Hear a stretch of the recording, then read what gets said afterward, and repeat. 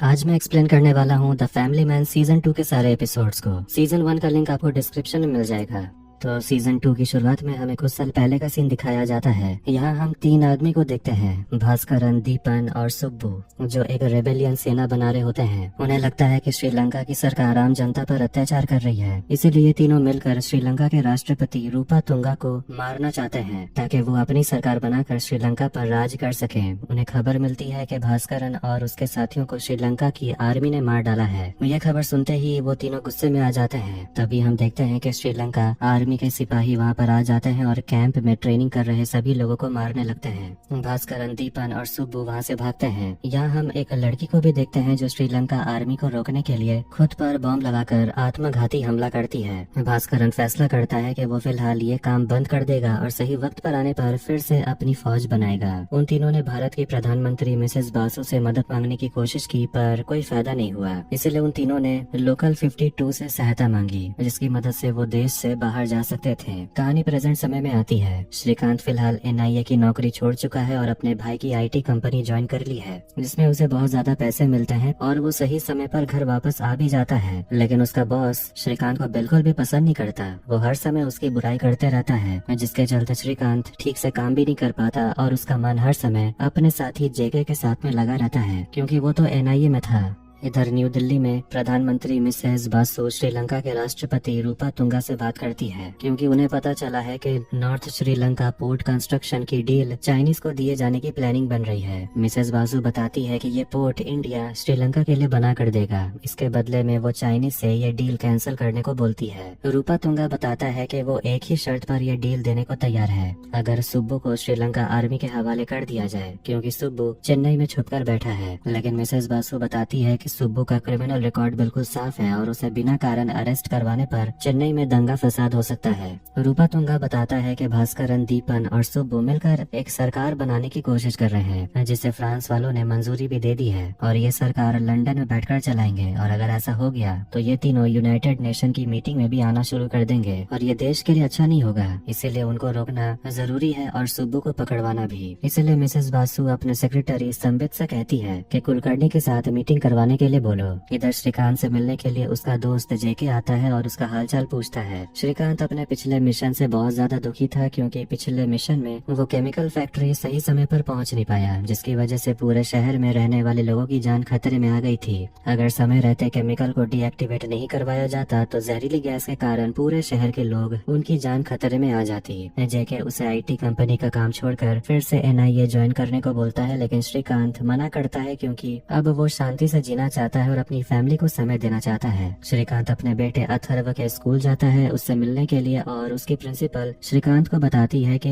अपने बेटे को महंगे गिफ्ट देना बंद करिए, जिसके चलते उसकी पढ़ाई पर असर भी होता है। रात हो जाती है और धृति रात को देर से आती है, क्योंकि वो अपनी दोस्त महिमा के घर होमवर्क करने के लिए गई हुई थी। श्रीकांत सबसे पूछता है आज का दिन उनका कैसा रहा। सूची कहती है कि वो सारा दिन टीवी देखती थी और खाना बनाती है और ऐसे ही करके वो अपना दिन बिताती है, क्योंकि वो जहाँ काम करती थी अब वो नहीं करती।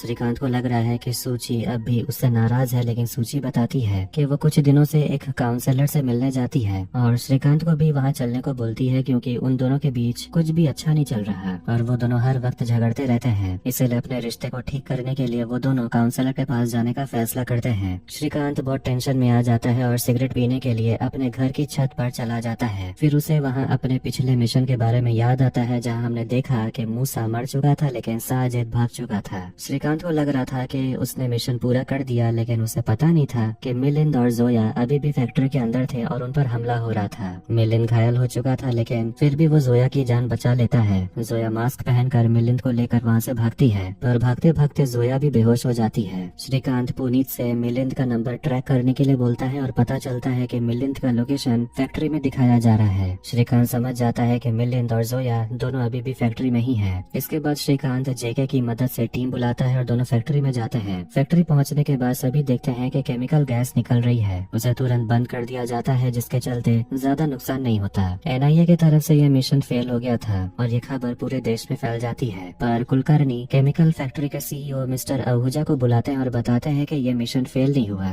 बल्कि फैक्ट्री में मशीन खराब होने के कारण गैस लीक हुई थी। आहूजा कहता है कि इससे फैक्ट्री का नाम बदनाम हो जाएगा, पर कुलकर्णी अपने आप को बचाने के लिए कुछ भी कर सकता है। इसलिए वो आहूजा से कहता है कंपनी की मशीन खराब होने के कारण गैस लीक हुई। आहूजा ना चाहते हुए भी ऐसा करने के लिए राजी होता है क्योंकि नेशनल सिक्योरिटी का मामला जो है। पर श्रीकांत ये सब देखकर नाराज था क्योंकि ये सब जानबूझकर किया जा रहा था और यही सब देखकर श्रीकांत नौकरी छोड़ देता है। इधर प्रेजेंट में कुलकर्णी मिसेस बासु से मिलने के लिए आता है। संबित बताता है कि श्रीलंका के राष्ट्रपति चाहते हैं कि सुब्बू को उनके हवाले कर दिया जाए, लेकिन कुलकर्णी बताता है कि Subbu Lankan Tamil government in exile का विदेश मंत्री है और उसे इस तरह से अरेस्ट करवाना सही नहीं है और उसके नाम पर कोई क्रिमिनल रिकॉर्ड भी नहीं है। फिर भी बासु सुब्बू को श्रीलंका के हवाले करने को बोलती है क्योंकि अगर सुब्बू को हवाले नहीं किया गया तो नॉर्थ श्रीलंका पोर्ट कंस्ट्रक्शन की डील श्रीलंका चाइनीज को दे देगा। इसके बाद हम श्रीकांत और जेके को देखते हैं जो मिलिंद से मिलने के लिए जाते हैं। मिलिंद भी काम पर आना बंद कर दिया था। उसे वापस काम पर आने के लिए कहा जाता है लेकिन मिलिंद मना कर देता है क्योंकि उसे लगता है कि उसी के वजह से गैस लीक हुई थी। लेकिन श्रीकांत बताता है कि उसकी कोई गलती नहीं थी और अगर वो लोग टाइम पर नहीं पहुंचते तो पूरा शहर बर्बाद हो जाता है। इधर हम चेन्नई में एमएलए मैथी को देखते हैं जो सुब्बू से मिलने के लिए आता है। सुब्बू मैथी से कहता है कि वो अपनी सरकार गवर्नमेंट इन एग्जाइल के बारे में भारत सरकार से बात करे और अगर भारत सुब्बू की सरकार को लागू करवा देता है तो ये बहुत बड़ी जीत होगी। लेकिन मैथी कहता है कि ये बहुत ही मुश्किल भरा काम है क्योंकि मिसेस बासु साउथ इंडियन को बिल्कुल भी पसंद नहीं करती। फिर भी वो कोशिश करेगा। मैथी जब ये बात इंस्पेक्टर मुथ्थू से कहता है कि सुब्बू एक लॉज में जाकर छुपा हुआ है तो मुथ्थू ये बात शर्मा को जाकर बताता है और कहता है कि उसे तुरंत गिरफ्तार करने के लिए और वो अपना आदमी भेज रहा है जिसे सुब्बू के हवाले करेगा। मुथ्थू अपनी टीम लेकर लॉज में पहुंच जाता है, सुब्बू को पकड़ लेता है। इधर जेके भी लॉज में पहुंच जाता है। तभी सुब्बू सभी पर हमला करता है और वहाँ से भागने की कोशिश करता है। सुब्बू पुलिस वालों को धमकी देता है कि अगर उसे कुछ भी हुआ तो वो उस कपल को मार देगा।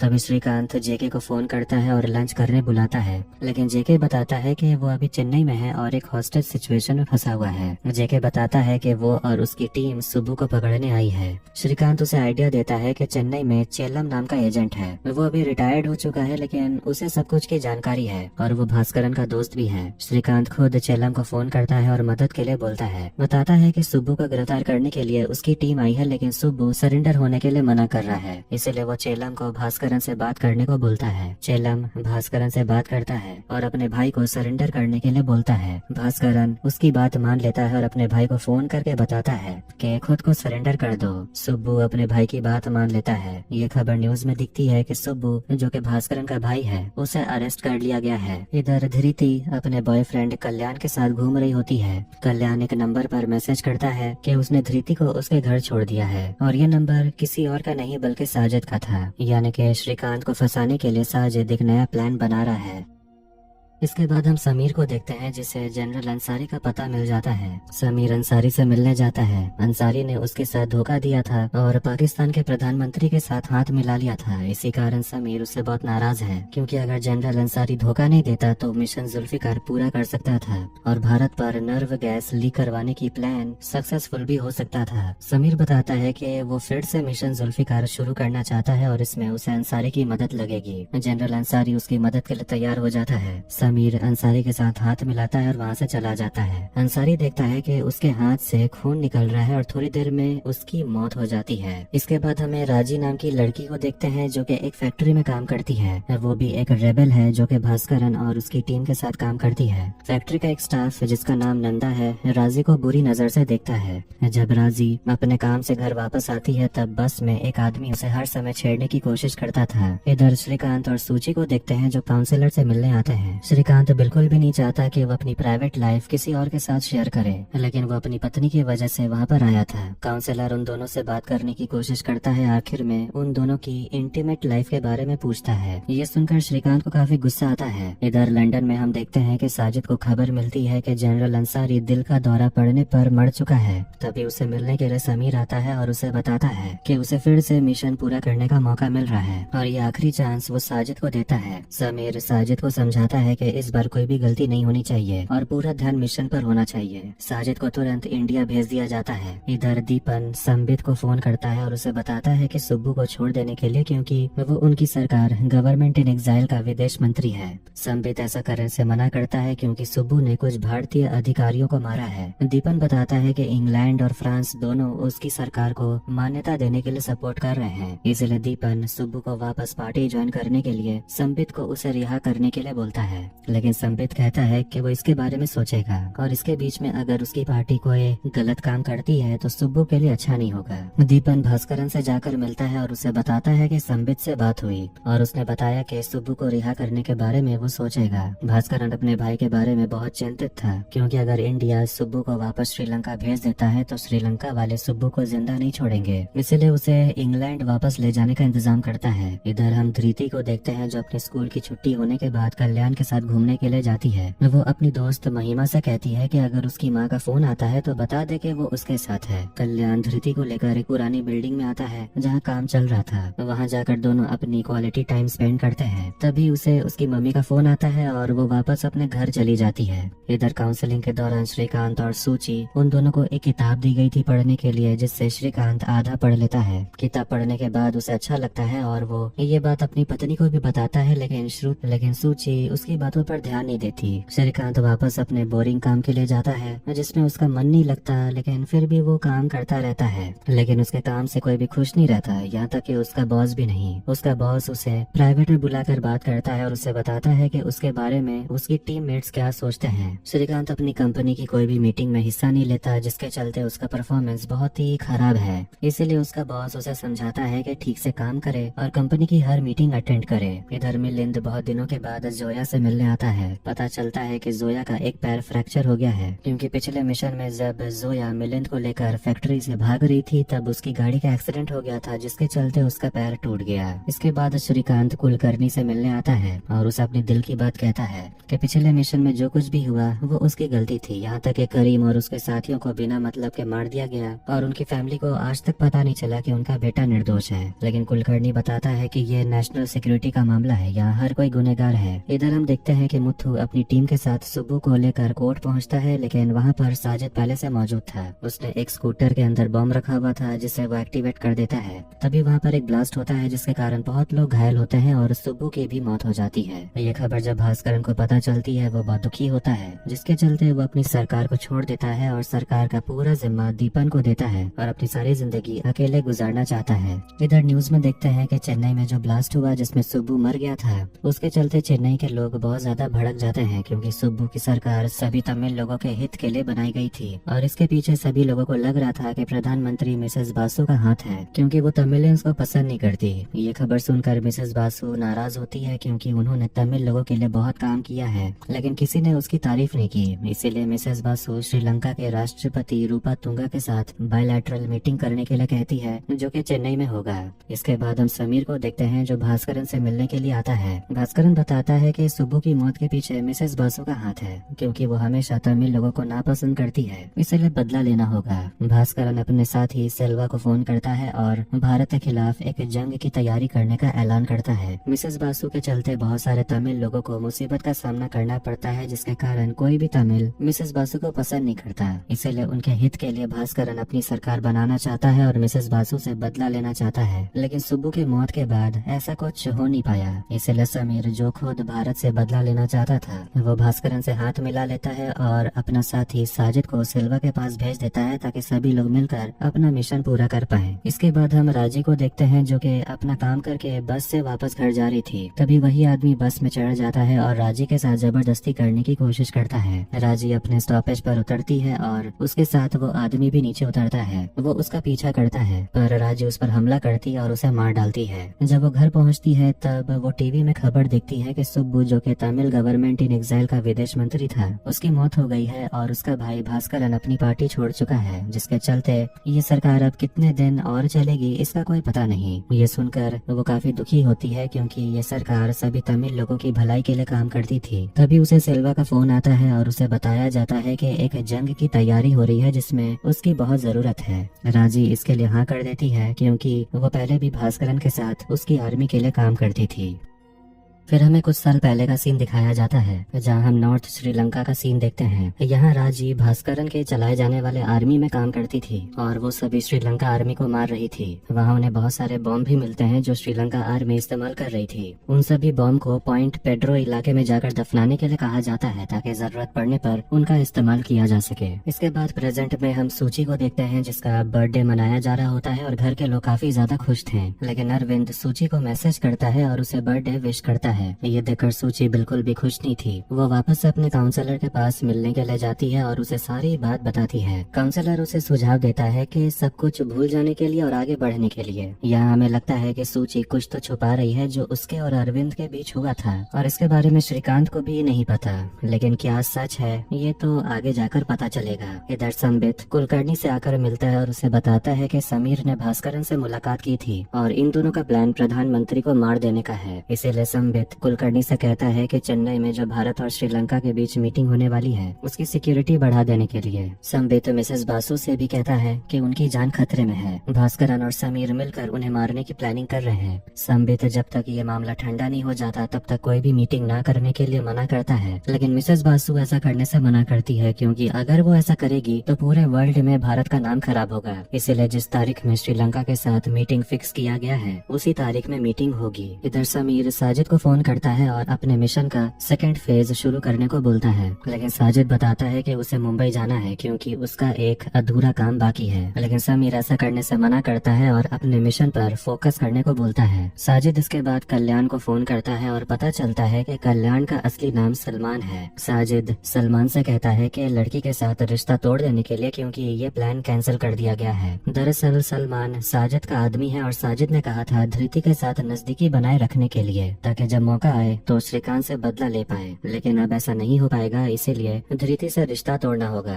इधर जेके श्रीकांत के ऑफिस में उसे मिलने के लिए आता है और उसे बताता है कि वो सुब्बू के बारे में इन्वेस्टिगेट करने के लिए चेन्नई जाने वाला है और श्रीकांत को भी चलने को बोलता है, पर वो मना कर देता है। तभी वहाँ पर श्रीकांत का बॉस आता है जिसे देखकर वो वापस अपने काम पर चला जाता है। इधर हम राजी को देखते हैं जो अपनी फैक्ट्री में काम करती है और वो अपने मालिक नंदा से आकर कहती है कि वो ये काम छोड़ देगी क्योंकि वो अपने गाँव जाना चाहती है, लेकिन नंदा उसे समझाता है कि ये काम बार बार नहीं मिलता, लेकिन तुम अगर फिर से फैक्ट्री आना चाहो तो आ सकती हो। इधर श्रीकांत सूची का जन्मदिन मनाने के लिए उसे डिनर करवाने होटल ले जाता है। सूची बताती है कि वो फिर से अरविंद की कंपनी ज्वाइन करना चाहती है। ये सुनकर वो पूछता है कि तुम ज्वाइन करना चाहती हो तो छोड़ा ही क्यों था। ये सुनकर सूची भड़क जाती है क्योंकि उसे ऐसा लग रहा था कि अरविंद का नाम सुनकर श्रीकांत को अच्छा नहीं लगता, लेकिन श्रीकांत को अरविंद से कोई प्रॉब्लम था ही नहीं। सूची और ज्यादा गुस्सा हो जाती है और श्रीकांत से बिना वजह झगड़ा करने लगती है और दोनों बिना डिनर किए वापस घर आ जाते हैं। श्रीकांत पूरी कोशिश कर रहा था अपनी फैमिली को खुश रखने के लिए, लेकिन कुछ ऐसा हो जाता है जिसके चलते उसकी किसी से बनती ही नहीं। अगली सुबह श्रीकांत अपने ऑफिस आता है। उसका दिमाग खराब था। वो अपने बॉस से कह देता है कि उसे अकेला छोड़ने। ये देखकर उसका बॉस उसे मीटिंग रूम में बुलाता है और फिर से उसे समझाने बुझाने लगता है, लेकिन श्रीकांत का मूड खराब था और वो उसकी बकवास सुनने के बाद अपनी नौकरी छोड़ देता है। इसके बाद वो कुलकर्णी को फोन करता है और कहता है कि वो अपनी IT कंपनी का जॉब छोड़ चुका है। ये सुनकर कुलकर्णी उसे वापस NIA ज्वाइन करने को बोलता है। इधर फैक्ट्री में राजी जब वापस अपने काम से घर जा रही थी, उसका मैनेजर नंदा उसे अकेले में बात करने के लिए बुलाता है और उसे पूछता है क्या तुम इंडिया से बाहर की हो।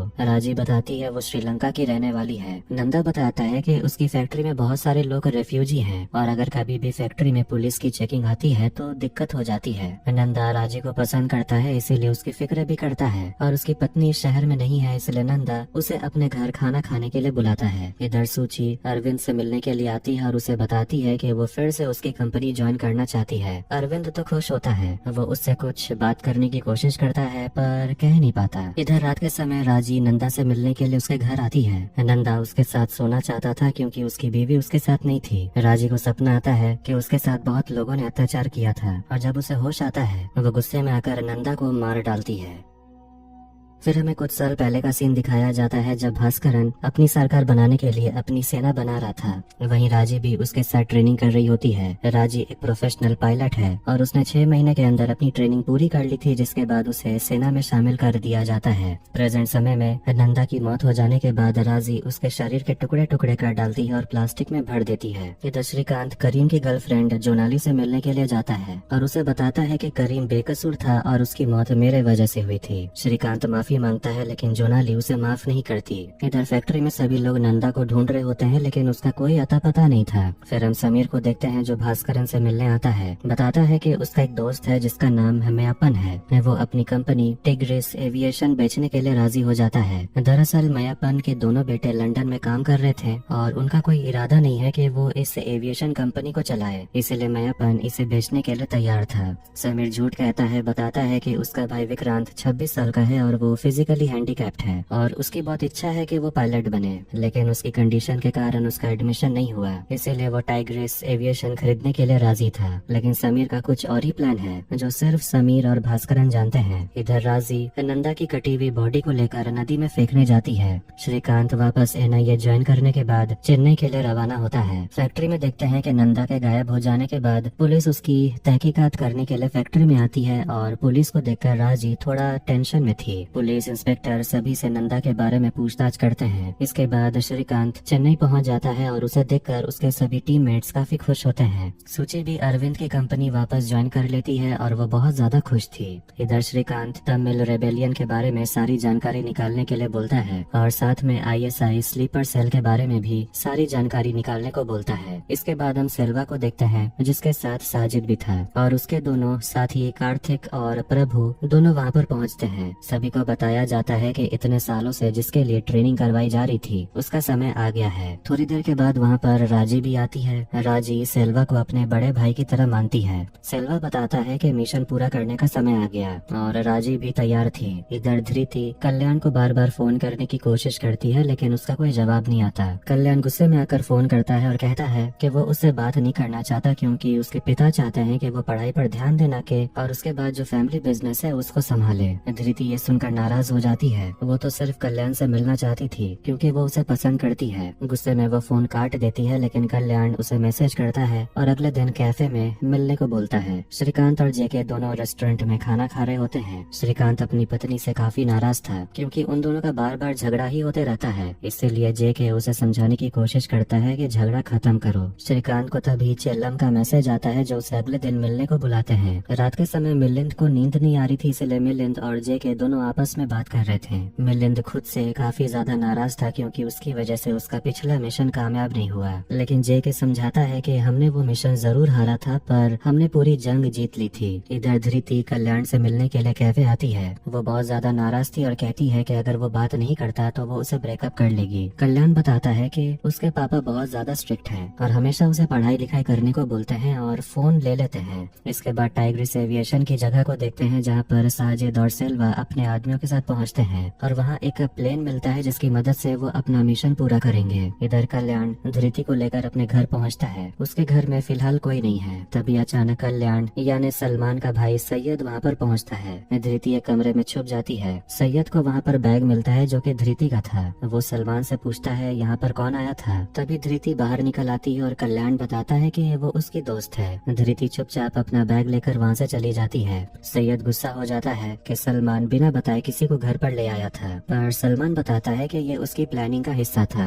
इधर श्रीकांत चेल्लम से मिलने जाता है और चेल्लम बताता है कि उसके पास जो न्यूज़पेपर है उसमें सभी रेबेलियन के सुरक्षित ठिकाने की लिस्ट है। श्रीकांत न्यूज़पेपर लेकर वहाँ से चला जाता है। इधर पुलिस इंस्पेक्टर फिर से नंदा की जांच करने के लिए फैक्ट्री आती है। फैक्ट्री का एक कर्मी बताता है कि नंदा राजी को पसंद करता था और उसके साथ समय भी बिताता था। इंस्पेक्टर राजी को मिलने के लिए बुलाते हैं लेकिन उस दिन वो काम पर नहीं आई थी। इंस्पेक्टर उसका एड्रेस लेकर उसके घर चली जाती है लेकिन कोई पता नहीं चल पा रहा था कि राजी कहाँ पर रहती है। उसका फोन का आखिरी लोकेशन ट्रैक करने के लिए कहा जाता है। सुरक्षित ठिकानों की लिस्ट मिलने के बाद श्रीकांत उन सभी ठिकानों की तलाशी लेना चाहता है लेकिन बिना जुडिशियल परमिशन के लोकल पुलिस को इस्तेमाल नहीं कर सकते। इसके लिए 2 दिन का समय लगेगा। इसीलिए श्रीकांत अपने कुछ आदमियों को लेकर खुद उन ठिकानों की तलाशी करने चला जाता है। इधर इंस्पेक्टर को भी पता चल जाता है कि राजी कहाँ पर है और वो उसी के घर उससे मिलने के लिए चली जाती है। घर पहुँचने के बाद राजी से नंदा के बारे में पूछताछ करती है। राजी बताती है कि नंदा उसके साथ जबरदस्ती करता था और उसके जैसे और भी लड़कियों के साथ वो वैसे ही हरकत करता था। इंस्पेक्टर उसे कंप्लेंट करने के लिए बोलते हैं। राजी शिकायत लिखने के लिए मना कर देती है। फिर इंस्पेक्टर को खबर मिलती है कि नंदा की बीवी हॉस्पिटल आई है जांच पड़ताल के लिए। उसके बाद इंस्पेक्टर हॉस्पिटल के लिए निकलते हैं लेकिन हॉस्पिटल पहुंचने के बाद उसकी बीवी अपने पति की लाश देखने के बाद कहती है ये बॉडी उसकी नहीं है। इंस्पेक्टर पूछती है कि ये कैसी गंध आ रही है। डॉक्टर बताता है कि ये गंध दरअसल एक दवाई है जिसके चलते लाश को डिकम्पोज होने से बचाती है। इंस्पेक्टर समझ जाती है कि उसे लग रहा था कि राजी के घर में शायद नंदा की लाश हो सकती है और तुरंत वो उसके घर भागती है। इधर श्रीकांत और जेके दोनों एक विद्रोही का सुरक्षित ठिकाना पता चल जाता है। तभी वो राजी से टकरा जाता है। श्रीकांत उससे एक घर का पता पूछता है और वो घर का पता राजी का ही था। वो उसे पता बता देती है और तुरंत वहाँ से भागती है। श्रीकांत और जेके जब घर पहुँचते हैं तो वहाँ वहाँ एक कटी हुई लाश पड़ी थी। तभी इंस्पेक्टर वहाँ पहुँचते हैं और दोनों को पकड़ लेते हैं। समझ रहे थे कि यही दोनों कातिल हैं।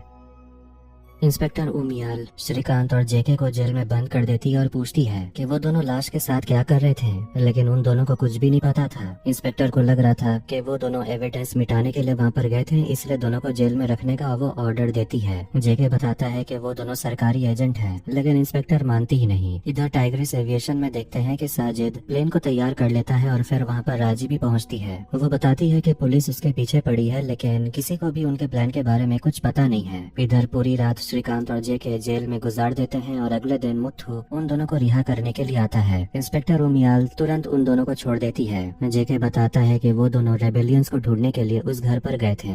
उमियाल बताती है कि वो घर राजी नाम की लड़की का है। जब दोनों उसकी फोटो देखते हैं तो वो पहचान लेते हैं, क्योंकि रास्ते में ही उसी लड़की से उन दोनों की बात हुई थी। इधर सूची को देखते हैं जो अरविंद के साथ काम कर रही थी। अरविंद बार बार उससे बात करने की कोशिश करता था, लेकिन सूची उससे ठीक से बात भी नहीं करना चाहती थी, क्योंकि वो नहीं चाहती कि उन दोनों के बीच में जो कुछ भी हुआ वो फिर से सूची पर हावी हो। इसीलिए वो अपना काम पर ध्यान देती है। इधर श्रीकांत धृति को फोन करने की कोशिश करती है, लेकिन वो उसका फोन नहीं उठाती। श्रीकांत अथर्व को फोन करता है और घर का हालचाल पूछने लगता है। अथर्व बताता है कि सूची फिर से अपनी पुरानी कंपनी ज्वाइन कर चुकी है और वो सुबह जाती है और रात को आती है। उसके बाद भी कंप्यूटर पर काम करते रहती है। ये सब सुनकर श्रीकांत थोड़ा रिलैक्स महसूस करता है। अपने ऑफिस पहुंचने के बाद वहां पर इंस्पेक्टर उमियाल आती है और बताती है कि नंदा का पोस्टमार्टम रिपोर्ट आ गया है और रिपोर्ट ने बताया कि उसे जानबूझकर मारा गया था। रिपोर्ट देखकर समझ गए थे कि राजी ने नंदा को मारा है। उमियाल ये भी बताती है कि वो इस मिशन का हिस्सा बनना चाहती है और वो उनकी मदद करना चाहती है। श्रीकांत उसे टीम में शामिल कर लेता है। इसके बाद उन्हें एक वीडियो दिखाया जाता है जिसमें भास्करन, दीपन और सुब्बू सभी विद्रोहियों को ट्रेनिंग दे रहे थे और उनमें से एक राजी भी थी। श्रीकांत इन सभी का पता लगाने को बोलता है। इधर सेल्वा बताता है कि वो राजी और साजिद मिलकर वीर नानियम जाएंगे और वहाँ से वो श्रीलंका जाएंगे और मिशन के लिए सामान लेकर आएंगे और इसमें उनकी मदद करेगा जेबराज, जिसे लोकल 52 भी कहते हैं। इधर संबित को पता चलता है कि तमिल विद्रोही फिर से एक्टिव हो गए हैं और इसीलिए वो दीपन को फोन करता है, क्योंकि संबित और कुलकर्णी को लग रहा था कि दीपन और भास्करन मिलकर फिर से विद्रोही आर्मी तैयार कर रहे हैं। लेकिन दीपन को इसके बारे में कुछ भी नहीं पता था, क्योंकि भास्करन तो उसकी सरकार छोड़ चुका है, लेकिन फिर भी वो इसके बारे में पता करके संबित को बताएगा। इधर श्रीकांत की टीम को पता चलता है कि विद्रोही जिस रेडियो फ्रिक्वेंसी से बात कर रहे हैं उससे पता चलता है वो लोग कहाँ हैं। इसमें दो चीजें पता चलती है, एक वीरनानियम और दूसरा लोकल 52, जहाँ ये लोग मिल सकते हैं। और ये सभी लोग श्रीलंका तमिल में बातें कर रहे थे। श्रीकांत श्रीलंका की इंटेलिजेंस से पता करने को बोलता है कि लोकल 52 और वीरनानियम का मतलब क्या हो सकता है। इधर दीपन भास्करन से मिलने के लिए जाता है और बताता है कि फ्रेंच फॉरेन मिनिस्टर ने उनकी सरकार को मान्यता देने के लिए मंजूरी दे दी है। भास्करन इससे खुश होता है और दीपन उसे समझाता है कि इतने सालों की मेहनत करने के बाद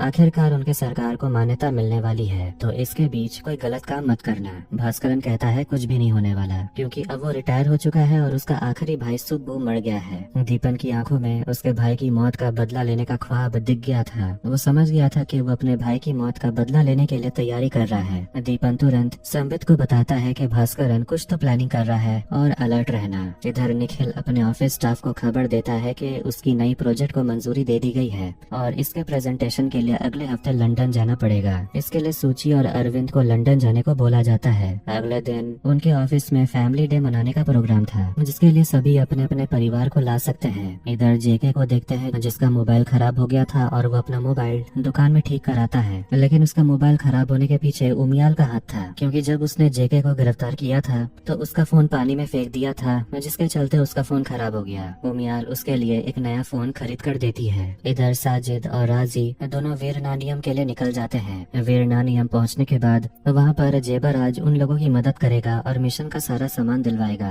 सेल्वा पहले से ही वीरनानियम पहुंच जाता है और जेबराज से मिलता है। सेल्वा जेबराज को वार्निंग देता है कि अगर काम के वक्त कुछ भी गलती हुई तो वो उसे नहीं छोड़ेगा, क्योंकि जेबराज हर वक्त शराब पीते रहता है। इधर श्रीकांत अपनी टीम के साथ मिलकर वीरनानियम पहुंच जाता है और वहाँ के डीएसपी बताते हैं कि उन्होंने कुछ कुछ रेबेलियन को गिरफ्तार किया है, लेकिन सभी के साथ बातचीत करने के बाद किसी को भी मिशन के बारे में कुछ भी नहीं पता था, इसलिए सभी को छोड़ दिया जाता है। इधर समीर भास्करन को फोन करता है और उसे बताता है कि तुरंत उसे ये शहर छोड़कर अंडरग्राउंड होना पड़ेगा। सूची अपने दोनों बच्चों से कहती है कि कल उसके ऑफिस में फैमिली डे मनाया जाएगा, इसके लिए सभी लोग अपने बच्चों को ला सकते हैं, लेकिन धृति जाने से मना करती है। इधर वीरनानियम पहुंचने के बाद सभी जेबराज से मिलते हैं, जो बताता है कि रात के 1:45 से लेकर 2:30 बजे के भीतर कोई भी चेकिंग नहीं होती और इसके बीच उन्हें पॉइंट पेड्रो पहुंचना होगा और अपना सारा सामान लेकर वापस आना होगा। राजी साजिद से कहती है कि बहुत साल पहले जब मिसेस बासु इंडिया की प्रधानमंत्री नहीं थी, तब वो और रूपा तुंगा मिलकर श्रीलंका तमिल्स को मार देना चाहते थे। रूपा तुंगा यही चाहता था।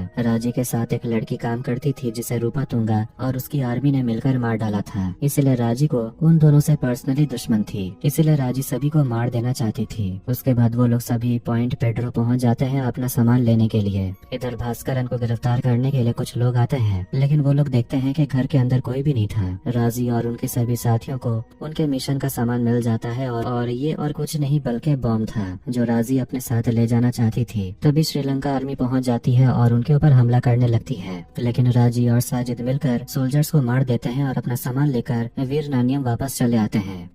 वीरनानियम वापस पहुंचने के बाद वहां उनका सेल्वा इंतजार कर रहा था। वो देखता है कि जेबराज उनके साथ नहीं था। साजिद बताता है कि उसे भी मार दिया गया क्योंकि उसी की वजह से श्रीलंका आर्मी ने उन पर हमला किया था। सेल्वा बताता है कि इस बॉम्ब का डेटोनेटर जेबराज के पास था। सेल्वा को लगता है कि शायद डेटोनेटर जेबराज के घर पे मिल सकता है। इसके बाद वो लोग वहाँ से आगे चले जाते हैं। इधर श्रीकांत अपनी टीम के साथ खाना खा रहा था। जब वो लोग हाथ धोने के लिए जाते हैं तभी वहाँ पर चेलम आकर उसे बताता है कि भास्करन कुछ बड़ा प्लान कर रहा है और वो अपने रेबेलियन के साथ जंग लड़ने की तैयारी कर रहा है। श्रीकांत बताता है कि उसे लोकल 52 के बारे में पता चला है। चेलम कहता है कि लोकल 52 असल में जेबराज का नाम है, जो सेल्वा के साथ काम करता था और उसी के साथ राजी भी काम कर रही है। श्रीकांत जेबराज के घर के बारे में पता करता है और उसके घर इन्वेस्टिगेट करने चला जाता है। इधर सूची अपने बेटे को लेकर अपने ऑफिस पहुंचती है फैमिली डे मनाने, लेकिन वो अपने बॉस निखिल से कहती है कि वो लंदन नहीं जा सकती क्योंकि घर में थोड़ी प्रॉब्लम है, पर निखिल मना करता है और कहता है उन्हें लंदन जाना ही पड़ेगा क्योंकि उन्हीं के वजह से ये पूरा प्रोजेक्ट सक्सेसफुल हुआ है। सेल्वा, राजी और साजिद अपना सामान लेकर जेबराज के घर पहुंचते हैं डेटोनेटर लेने के लिए, लेकिन राजी देखती है कि घर के अंदर पुलिस जांच करने के लिए आई थी। तभी उमियाल राजी को देख लेती और उसे पकड़ने की कोशिश करती है, लेकिन राजी उसके ऊपर हमला करके वहाँ से भागने लगती है। सेल्वा और साजिद भी अपनी जान बचाकर भागते हैं। श्रीकांत राजी को देख लेता है और उसे पकड़ने की कोशिश करता है। राजी सभी के ऊपर हमला करती है और भागती है। आखिर में चारों तरफ से राजी को घेर लिया जाता है, लेकिन राजी जेके के ऊपर हमला करती है और वहाँ से भागती है। उमियाला राजी को पकड़ती है और उसे पुलिस स्टेशन लाया जाता है और उसे बांध कर रखा जाता है। कुलकर्णी श्रीकांत को फोन करके बताता है कि भास्करन कुछ बड़ा प्लान कर रहा है और वो अपने विद्रोहियों के साथ मिलकर जंग की तैयारी कर रहा है। श्रीकांत बताता है कि उनका एक विद्रोही राजी पकड़ी गई है और उसी के साथ हम लोग इंट्रोगेट कर रहे हैं। जेके और मुथु को जेबराज के घर भेज दिया जाता है ताकि वो उसकी पत्नी के साथ पूछताछ करें। एक पुलिस इंस्पेक्टर आकर बताता है कि पुलिस का बैकअप 3 घंटे के अंदर पहुंच जाएगा, लेकिन अगर यहाँ के विद्रोहियों को पता चला तो वो उन सभी पर हमला कर देंगे, इसलिए उन्हें यहाँ से जल्द निकलना होगा। श्रीकांत राजी से बात करने के लिए जाता है। श्रीकांत राजी से उसके सारे साथी और उसके प्लानिंग के बारे में बात करने को बोलता है, लेकिन राजी कुछ भी नहीं कहती। श्रीकांत अपनी पुरानी बात उसे कहता है और अपनी झूठी कहानी सुनाकर राजी से सच उगलवाने की कोशिश करता है। श्रीकांत बताता है कि 8 साल पहले वो अपने परिवार के साथ मिलकर खाना खाने के लिए बाहर गया था, तभी उनके ऊपर विद्रोहियों ने हमला कर दिया था। तब से श्रीकांत ने फैसला किया कि वो किसी भी मासूम पर अत्याचार नहीं होने देगा, क्योंकि राजी जैसे लोगों पर अत्याचार हो रहा है और उनका ब्रेन वॉश करवाया जा रहा है। राजी तब अपनी कहानी बताती है और कहती है कि उसके पिताजी एक स्कूल टीचर थे और जब वो किताबें पढ़ रहे थे तभी श्रीलंका आर्मी ने वहाँ पर एयर स्ट्राइक करवा दिया। इसके बाद उसके परिवार को मार दिया गया और राजी के साथ भी बहुत बुरा अत्याचार हुआ। तभी वहाँ भास्करन उसकी जान बचाने के लिए आता है और तब से राजी भास्करन के लिए ही काम करती थी। राजी कहती है कि उसके साथ कुछ भी हो जाए लेकिन वो अपनी प्लानिंग के बारे में कुछ भी नहीं बताएगी। श्रीकांत समझ जाता है कि उसका ब्रेन वॉश करवाया गया है और उससे कुछ भी पूछना बेकार है। इधर जेके जेबराज के घर से आता है और बताता है कि उसकी पत्नी ने बताया कि वो 2 दिन से घर नहीं आया। उसके साथ सेल्वा, राजी और एक उत्तर भारतीय लड़का भी था। फिर जेके और मुथु दोनों मिलकर सेल्वा को ढूंढने के लिए निकल पड़ते हैं। चारों तरफ ढूंढने के बाद किसी को पता नहीं था कि सेल्वा कहाँ है, लेकिन एक घर पहुंचने के बाद वो आदमी बताता बताता है कि आप लोगों की जान खतरे में है। पुलिस स्टेशन में पुलिस आकर बताती है कि बैकअप पाने के लिए 2 घंटे का समय लग सकता है और यहाँ पर बहुत सारे लोकल पुलिस वाले विद्रोहियों के साथ मिले हुए हैं और एमएलए भी उनका साथ दे रहा है। पूरे गाँव में हलचल मच रही है और कभी भी उन पर हमला हो सकता है और ये सब सिल्वा का किया धरा है। थोड़ी ही देर में हम देखते हैं कि पुलिस स्टेशन के बाहर कोई भी आदमी नहीं दिखता। श्रीकांत समझ जाता है कुछ तो प्रॉब्लम है। श्रीकांत पूरे पुलिस स्टेशन के दरवाजे बंद करने को बोलता है। तभी देखते हैं कि सिल्वा और साजिद अपने साथ विद्रोहियों को लेकर पुलिस स्टेशन पहुंचता है राजी को छुड़वाने।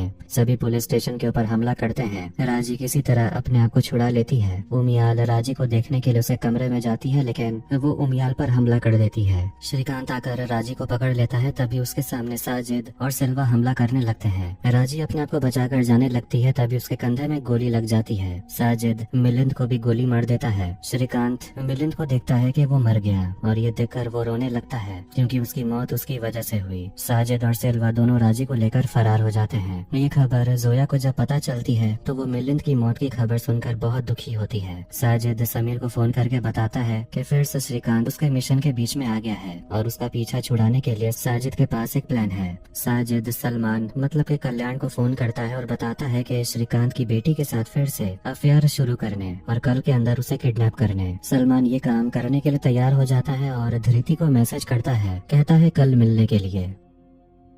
राजी की हालत खराब होते जा रही थी क्योंकि उसका खून बहते जा रहा था। उसे तुरंत ठीक करने की जरूरत थी। इधर उमियाल भी घायल हो चुकी थी और उसे हॉस्पिटल में एडमिट कर दिया गया था। मिलिंद की मौत की खबर सुनकर कुलकर्णी हैरान हो गया था क्योंकि मिलिंद बहुत ही अच्छा और काबिल इंसान था। श्रीकांत बताता है कि साजिद भी इन सब में शामिल है और इन सबको समीर लीड कर रहा है। वो भारत और श्रीलंका के बीच जो मीटिंग होने वाली है उस पर हमला करने की तैयारी कर रहे हैं। कुलकर्णी कहता है इन सबको ढूंढो और मिशन को खत्म करो। श्रीकांत को पता चलता है कि पॉइंट पेड्रो से राजी अपना सामान लेकर वापस आई थी और उसके साथ जेबराज भी था। लेकिन जेबराज की मौत के बाद राजी उसके घर वापस क्यों गई थी, इसी का पता करने के लिए वो सभी जेबराज के घर चले जाते हैं और उसकी पत्नी से पूछताछ करते हैं। जेबराज की पत्नी बताती है कि वो कल रात से वापस नहीं आया। उसकी पत्नी से पूछा जाता है क्या उसके पास कोई सामान था। उसकी पत्नी बताती है कि उसका जो भी सामान रहता था वो अपने स्टोर रूम में रखता था। स्टोर रूम में छानबीन करने के बाद वहाँ पर उन्हें डेटोनेटर मिलता है। ये देखकर श्रीकांत समझ जाता है कि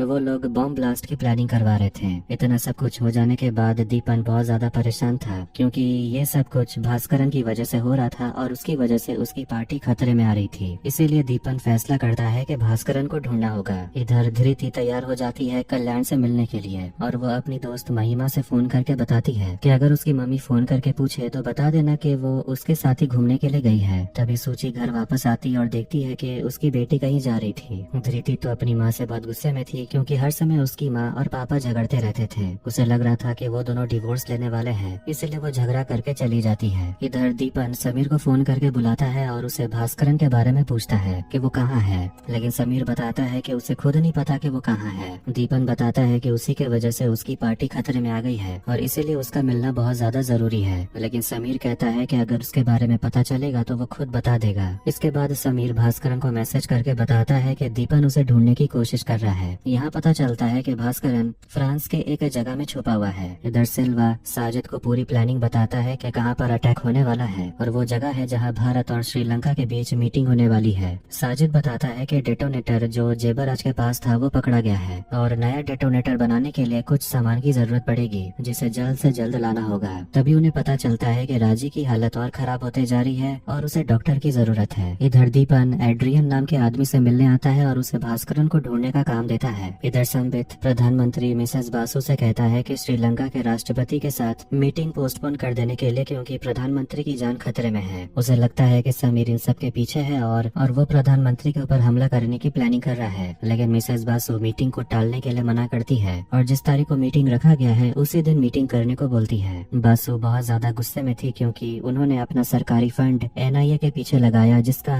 मेन काम था देश की सुरक्षा की जिम्मेदारी लेना, जो ठीक से वो लोग कर नहीं पा रहे हैं। इसलिए मिसेस बासु फैसला करती है कि वो मीटिंग उसी तारीख को करेगी जिस दिन ये मीटिंग रखा गया है। इधर डॉक्टर आ जाता है राजी का इलाज करने। डॉक्टर अपनी जान की भीख मांगता है कि उसे जिंदा छोड़ देने। इस बारे में वो किसी को बताएगा नहीं। सेल्वा डॉक्टर को यकीन दिलाता है कि उसे कुछ भी नहीं होगा और राजी का इलाज करने को बोलता है। इधर सूची वापस से काउंसलर के पास जाती है। काउंसलर उसे बताता है कि तुम्हारे और अरविंद के बीच जो कुछ भी हुआ, अगर ये बात श्रीकांत को पता चला तो वो तो तुमसे रिश्ता तोड़ देगा। ये सुनकर सूची बहुत ज्यादा घबराने लगती है। इधर धृति कल्याण के साथ मूवी देखने के लिए आती है। मूवी देखने के बाद कल्याण कहता है कि उसके घर में उसके मम्मी पापा नहीं है और धृति को उसके साथ चलने को बोलता है, पर धृति को उसकी माँ का फोन आता है और घर आने को वो बोलती है, लेकिन धृति बताती है कि वो महिमा के घर में होमवर्क कर रही है और उसे आने में देरी होगी। इसीलिए धृति कल्याण के साथ उसके घर चली जाती है और उसके पीछे पीछे सैयद भी आने लगता है। इधर सिल्वा अपने साथ प्रभु और कार्तिक से कहता है नजर रखने। साजिद राजी का देखभाल करता है और उसकी हालत ठीक भी हो जाती है। साजिद बताता है कि उसका काम खत्म हो गया और कल बहुत बड़ा दिन है राजी के लिए, क्योंकि राजी प्लेन उड़ाकर उसमें बॉम्ब रखकर वहां जाएगी जहां पर भारत और श्रीलंका की मीटिंग होने वाली है और अपने मिशन को पूरा करेगी।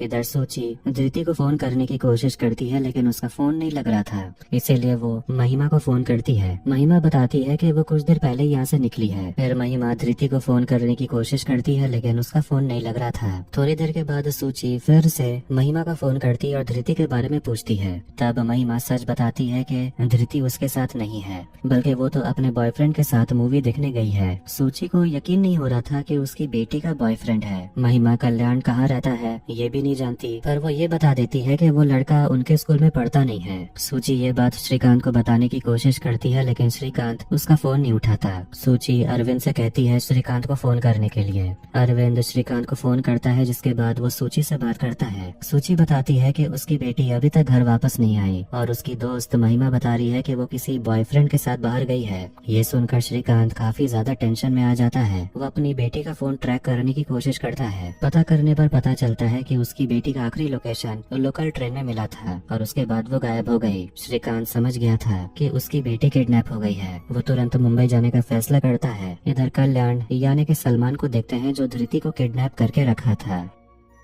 जब धृति को होश आता है वो मदद के लिए चिल्लाने लगती है। कल्याण उसके लिए खाना लेकर आता है और उसे बताता है कि ये सब उसके पापा श्रीकांत की वजह से हो रहा है, क्योंकि उसके पापा एनआईए में काम करते हैं और बहुत सारे मुसलमानों को मार रहे हैं। लेकिन धृति बताती है कि उसके पापा तो आईटी कंपनी में काम करते हैं। कल्याण उसे बांधकर कमरे से बाहर चला जाता है। इधर श्रीकांत मुंबई वापस पहुंचता है और घर वापस आकर सूची को देखता है, जो कि रो रो कर उसका तो बुरा हाल हो गया था। इधर जेके और मुथु दोनों राजी के बारे में स्टडी करते हैं और उन्हें पता चलता है कि राजी एक पायलट है। उन्हें लग रहा था कि राजी प्लेन के द्वारा प्रधानमंत्री पर हमला कर सकती है, इसीलिए उन्होंने आसपास में जितने भी एयरपोर्ट और प्राइवेट एयरक्राफ्ट लैंड थे सभी का डिटेल निकालने को बोलते हैं। इधर श्रीकांत धृति के स्कूल चला जाता है बाकी स्टूडेंट से पूछताछ करने, लेकिन किसी को भी धृति और उसके बॉयफ्रेंड के बारे में कुछ भी नहीं पता था। लेकिन महिमा बताती है कि धृति का एक बॉयफ्रेंड है कल्याण नाम का, जो उनके स्कूल में भी नहीं पढ़ता और उनसे काफी बड़ा भी है, और धृति उसे सोशल मीडिया पर मिली थी। ये जानकर श्रीकांत को यकीन हो गया था कि उसकी बेटी किडनैप हो गई है। वो तुरंत सोशल मीडिया में कल्याण के बारे में सर्च करता है, लेकिन उसके नाम का कोई भी प्रोफाइल नहीं मिलता। इधर मुथु सारे एयरपोर्ट और प्राइवेट एयरक्राफ्ट लैंड का डिटेल निकालने के बाद उन्हें बहुत सारे स्टूडेंट का नाम मिला जहाँ एविएशन की पढ़ाई की गई थी। वो सभी student Chennai airport flying club से पास किए थे, लेकिन उनके पास राजी नाम का कोई भी स्टूडेंट नहीं था। उनका एक स्टाफ बताता है कि बैंगलोर हाईवे के पास एक प्राइवेट एविएशन कंपनी है टाइग्रिस एविएशन, जो कि बंद पड़ी हुई है, वहां जाकर एक बार पता करिए। मुथु और जे के बिना वारंट लिए टाइग्रिस एविएशन चले जाते हैं। वहीं पर राजी, सेल्वा और बाकी आदमी भी थे। टाइग्रिस पहुंचने के बाद प्रभु बताता है कि यहाँ पर कोई भी नहीं है और ये कंपनी बंद हो गई है, लेकिन फिर भी वो लोग वहाँ पर तलाशी लेते हैं। लेकिन बिना वारंट के ये लोग तलाशी नहीं कर सकते, इसीलिए वो अपनी आदमी को मैजिस्ट्रेट के पास भेज देता है वारंट लाने, और जितनी देर तक वारंट नहीं आता तब तक मुथु और जेके यहीं पर रहेंगे। इधर श्रीकांत मॉल के सीसीटीवी फुटेज चेक करने के लिए आता है और वहाँ पर उसे अपनी बेटी धृति कल्याण के साथ दिख जाती है। कल्याण जब गाड़ी लेने के लिए आ रहा था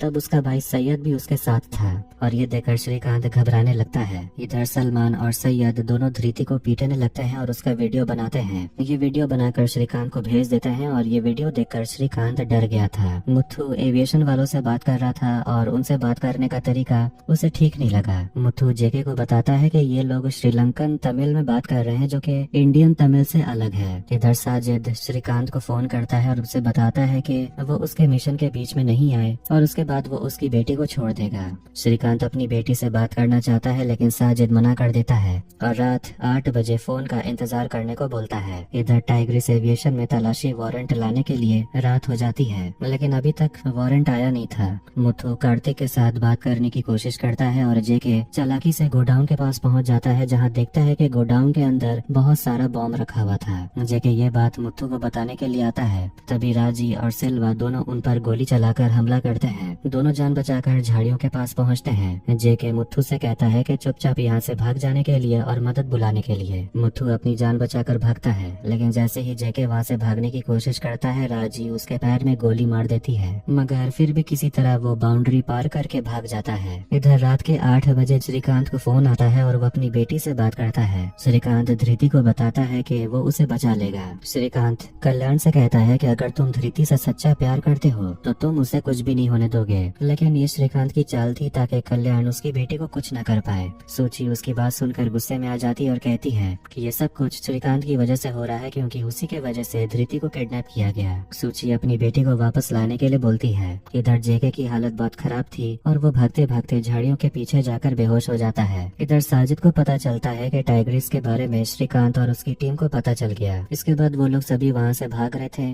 और साजिद गुस्से में आकर सैयद को फोन करता है और उसे बताता है कि वो वापस आ रहा है और वापस आने से पहले सलमान को कैमरा तैयार करने को बोलता है। इधर कल्याण और सैयद की फोटो सभी पुलिस स्टेशन में भेज दी जाती है और उसे ढूंढने का काम दिया जाता है। इधर इंस्पेक्टर शिंदे को फोन किया जाता है और उसे भी दोनों की फोटो दी जाती है। इंस्पेक्टर शिंदे रास्ते में 2 लड़कों को उठा लेते हैं क्योंकि दोनों सिगरेट पी रहे थे। शिंदे उन दोनों लड़कों को फोटो दिखाता है। उनमें से एक लड़का बताता है कि उसने इसे देखा है और वो उसी के आसपास रहता है। शिंदे तुरंत ये खबर उनके हेडक्वार्टर में दे देता है। इधर सैयद साजिद को लेकर घर वापस आ रहा था। सलमान मतलब के कल्याण ने सब कुछ तैयार कर लिया था, लेकिन धृति समझ गई थी कि अब वो लोग उसे मार डालेंगे। धृति रिक्वेस्ट करती है उसके पापा को छोड़ देने और बताती है वो इस बारे में किसी को नहीं बताएगी, लेकिन कल्याण कहता है कि वो कुछ भी नहीं कर सकता क्योंकि उसे ऑर्डर मिला है। धृति एक बार अपने हाथ पैर खोलने को बोलती है। कल्याण उसे प्यार करता था, इसीलिए वो हाथ पैर खोल देता है। धृति उसे बार बार छोड़ देने को बोलती है, लेकिन कल्याण ऐसा करने से मना करता है। तभी धृति के हाथ में कांच का टुकड़ा था, जिससे वो कल्याण पर हमला कर देती है और कल्याण मर जाता है। तभी वहाँ पर साजिद और सैयद पहुँचते हैं और धृति को बेहोश कर देते हैं।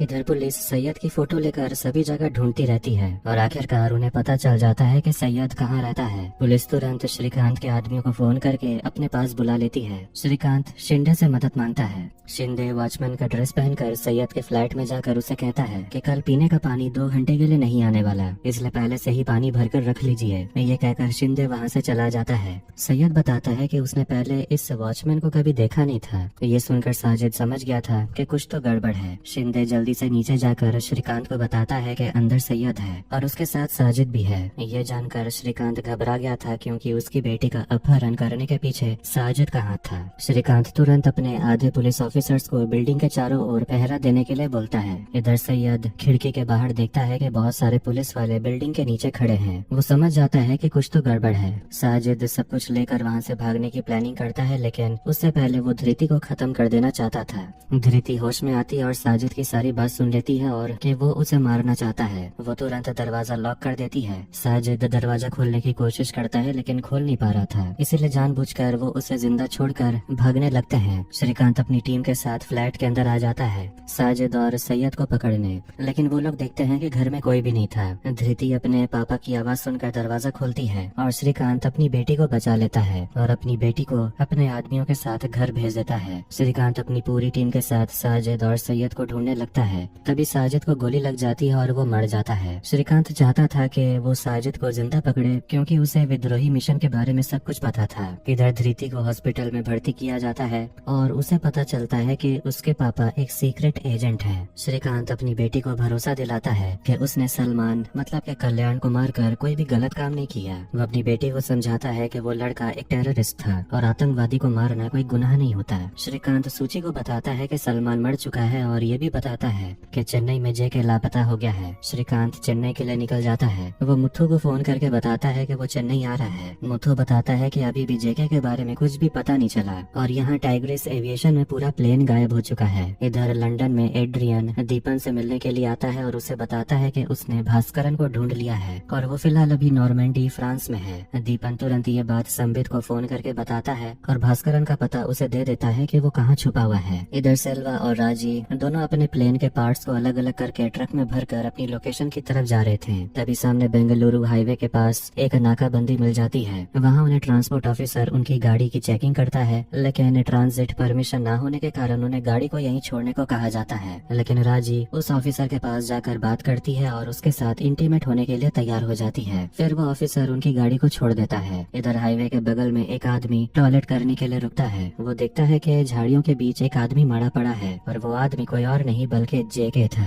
जो आदमी टॉयलेट करने के लिए आया था वो जेके का मोबाइल चोरी कर लेता है और उसका मोबाइल ऑन कर लेता है। इधर सिल्वा अपनी गाड़ी छुड़ाकर जब आ रहा था वो भास्करन को फोन करता है। भास्करन उसे बताता है कुछ तो गड़बड़ होने वाला है, इसीलिए वो अपने प्लेन को कीचा फार्म चले जाने के लिए कहता है, जहाँ उसका आदमी उसका इंतजार कर रहा है और वहीं पर वो अपना प्लेन असेंबल कर सकता है और उसके पास ही रनवे है जहाँ से वो प्लेन को टेक ऑफ भी कर सकते हैं और अपने मिशन को पूरा कर सकते हैं। इसीलिए सिल्वा अपनी गाड़ी को लेकर कीचा फार्म की तरफ जाने लगता है। इधर जेके का फोन जैसे ही ऑन होता है उसका सिग्नल पुनीत को पता चल जाता है। श्रीकांत अपनी पूरी टीम को जेके के फोन द्वारा बताए गए सिग्नल के पास जाने के लिए बोलता है। वहाँ जाकर पुलिस वाले उसी आदमी को पकड़ते हैं जिसने जेके का फोन चोरी किया। उसे पकड़ने के बाद वो आदमी उसी जगह उन्हें लेकर जाता है जहाँ ये मोबाइल उसने चोरी किया था। वहाँ जेके की लाश पड़ी हुई थी, लेकिन डॉक्टर से पता चलता है कि जेके अभी भी जिंदा है। उसे तुरंत हॉस्पिटल ले जाया जाता है। श्रीकांत को जब ये पता चलती है तो वो राहत की सांस लेता है। सिल्वा और राजी कीचा फार्म पहुँच जाते हैं और वहाँ जाकर अपने प्लेन को असेंबल करने लगते हैं। इधर श्रीकांत जेके से मिलने के लिए हॉस्पिटल चला जाता है और उसका हाल चाल पूछता है। सिल्वा राजी को जल्दी से खाना खाने को कहता है ताकि वो आराम कर सके, क्योंकि कल मिशन पूरा करने के लिए उन्हें निकलना होगा। सिल्वा कहता है कि वो राजी को बहुत याद करेगा क्योंकि उसके जैसा सैनिक उसने आज तक नहीं देखा। राजी साजिद के बारे में पूछती है कि क्या उसने अपना मिशन पूरा किया, लेकिन सिल्वा कहता है कि उसने अपना मिशन पूरा नहीं किया और वो मर गया। ये सुनकर राजी थोड़ा उदास होती है। उधर नॉर्मेंडी पुलिस को खबर दी जाती है कि भास्करन कहाँ छुपा हुआ है और उसे पकड़ने के लिए वो लोग चले जाते हैं। दीपन भी वहाँ पर पहुँच जाता है।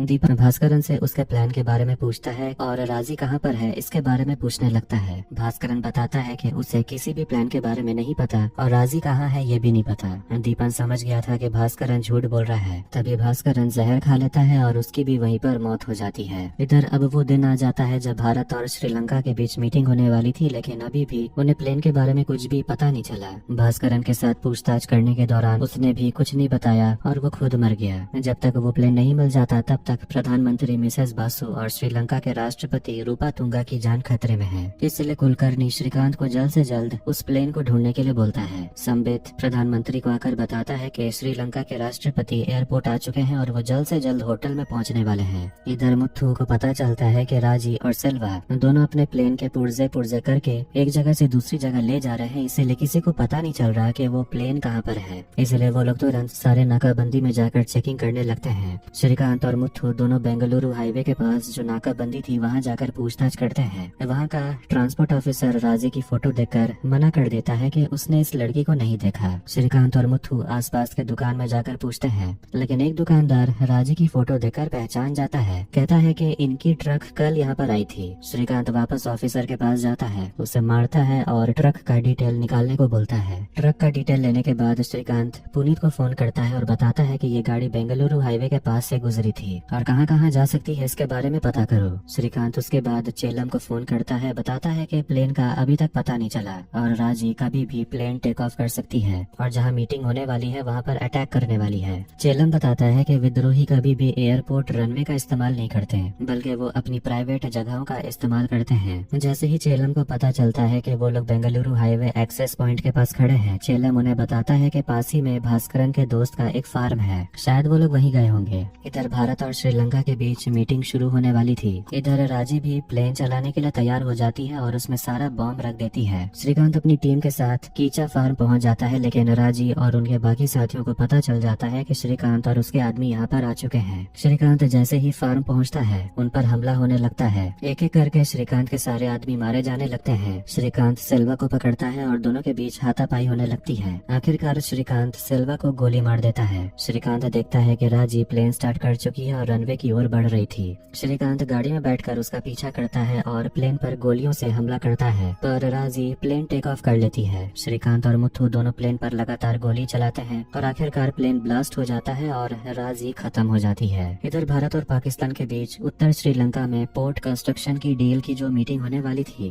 वो अच्छी तरह से पूरी हो जाती है। ये मिशन पूरा होने के बाद श्रीलंका और उसकी पूरी टीम को प्रधानमंत्री द्वारा सम्मानित किया जाता है। इसके बाद श्रीकांत अपने घर वापस आता है और अपने परिवार को प्रधानमंत्री से मिले सम्मान के बारे में बताने लगता है, लेकिन इसके बारे में उसके बेटे अथर्व को भी नहीं पता था और उसे कोई बताना नहीं चाहता कि असल बात है क्या। इसके बाद सूची बहुत ज्यादा टेंशन में आ गई थी क्योंकि वो अपना एक राज श्रीकांत को बताना चाहती थी। थोड़े दिनों के बाद शहर में लॉकडाउन लग जाता है क्योंकि कोरोना वायरस पूरे विश्व में फैल गया था। तभी एक चाइनीज एजेंट को दिखाया जाता है जो अपने बॉस के साथ मैसेज में बात कर रहा था। वो सभी इंडिया पर हमला करने के बारे में बात कर रहे थे और इसी के साथ फैमिली मैन सीजन 2 यहीं पर एंड होती है। तो आपको ये वीडियो कैसा लगा कमेंट करके जरूर बताएं। वीडियो पसंद आया वीडियो को लाइक कर दे, चैनल को भी सब्सक्राइब कर दे। मिलते हैं नेक्स्ट वीडियो में। Take care.